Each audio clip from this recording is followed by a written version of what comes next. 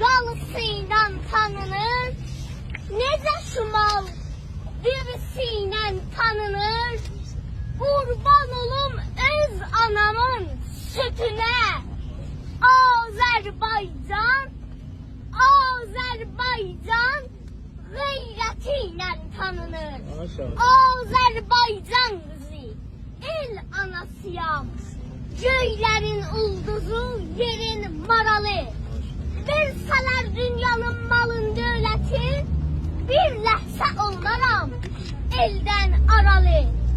Mən vətənim üçün hər nə gələksə, analıq, əsgərlik, şəhadət varam.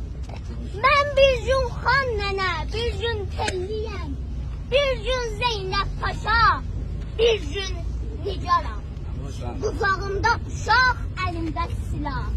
Bu elin mənim tək xatını çoxdur. Atalar, babalar gözəl söyləyir.